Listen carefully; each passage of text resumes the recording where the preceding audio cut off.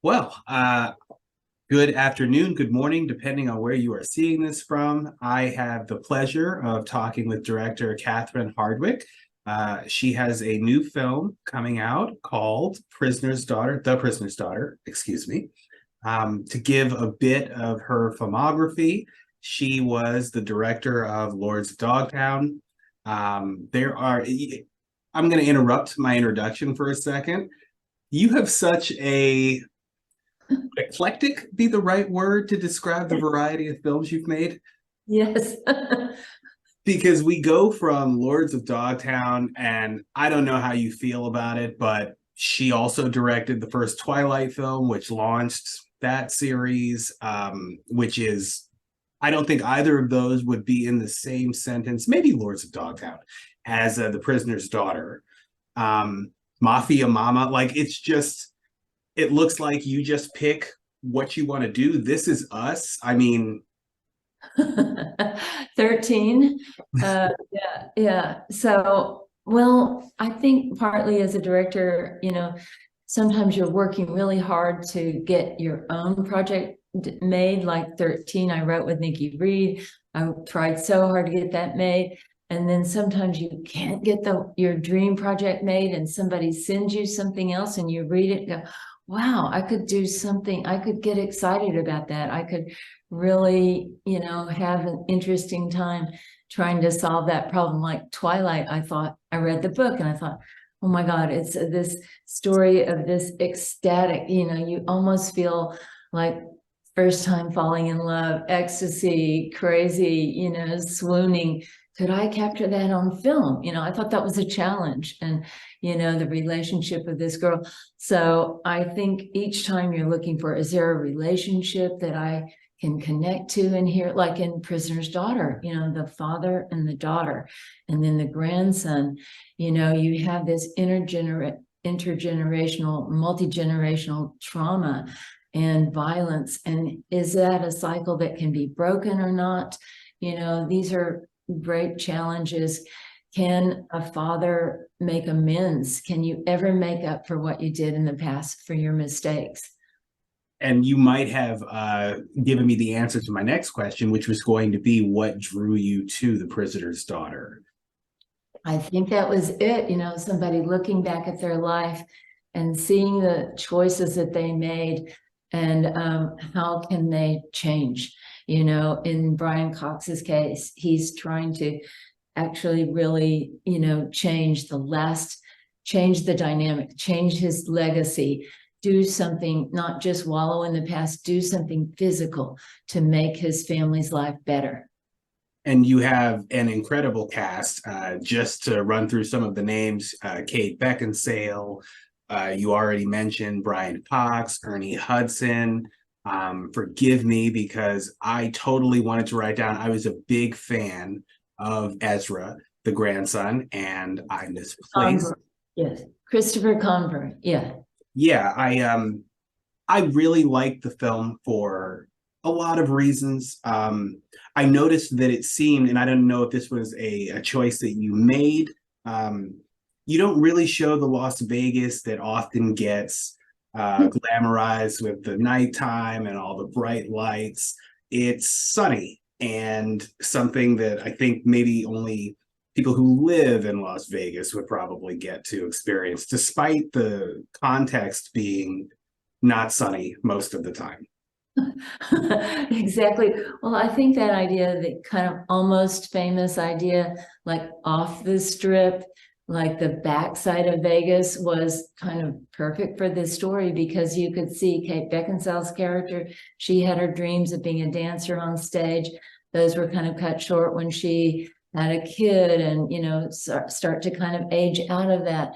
Brian Cox had a dream to be a fighter, and, he ended up on the low life end of that, and doing scams. So we feel like, I thought was kind of interesting, when you're working in Vegas, you're in this, suburbs, the outskirts, but you drive down the strip to get from A to B. So even driving to school, she drives past the strip, but we don't really linger there. You're on the backside of all that glamour.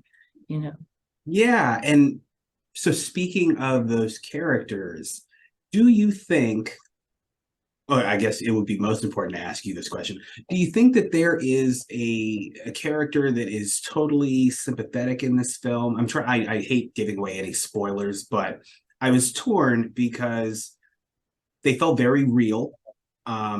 Nobody was totally innocent.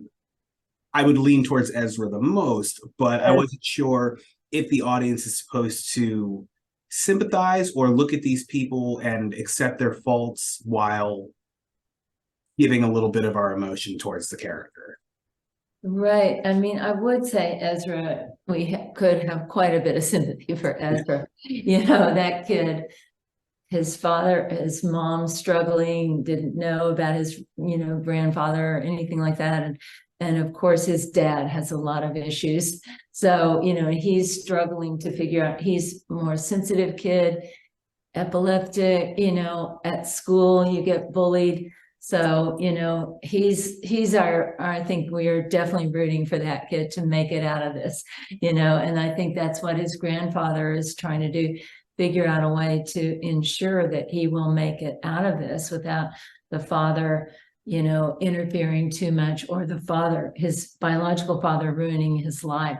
So yeah, I'm rooting for Ezra for sure. And all of them. I'm rooting for, Brian's character to actually be a changed man and do something great. I'm rooting for Kate to accept him, and accept that love and that help.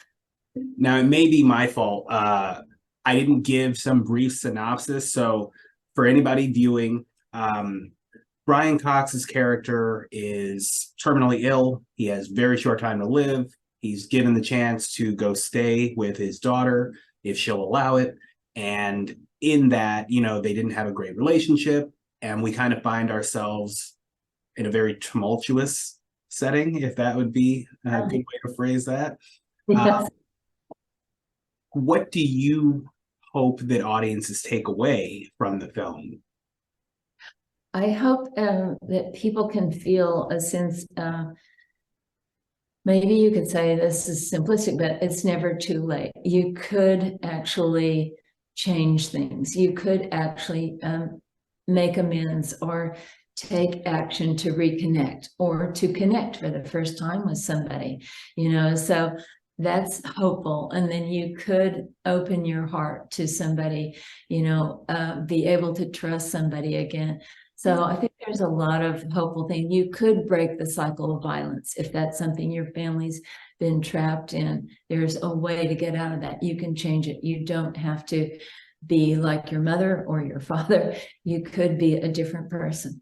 Yeah. And I will say, anybody who thinks that they have some sort of dysfunction in their family should probably be able to relate and get on board. I know it certainly struck several chords with myself from different characters. I even sympathize with Ezra's father at a certain point, hoping that he too could find redemption. But yeah, I thought that the movie was great. I think that everybody needs to give it their attention. It's definitely not a popcorn movie.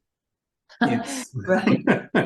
got characters that are being fleshed out, and I felt like my mood came down a little as I was watching it, because the only thing I won't compare it, but it was just very real and not attempting to, when something made me laugh, I thought that was odd, because I was like, oh, there's humor.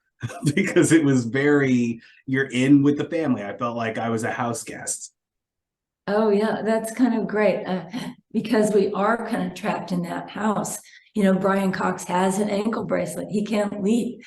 So you feel the claustrophobia in a way. Yeah. Definitely. Well, I was going to spoil it, but instead, I know that you have a very busy day ahead of you, and I want to thank you again for taking the time to speak with me about The Prisoner's Daughter. The Prisoner's Daughter will be available in theaters on June 30th, so that's this Friday. Go get you a ticket and let me know what you thought. Catherine, thank you again for taking the time to speak with me. Thank you so much. Appreciate your questions. Thank you.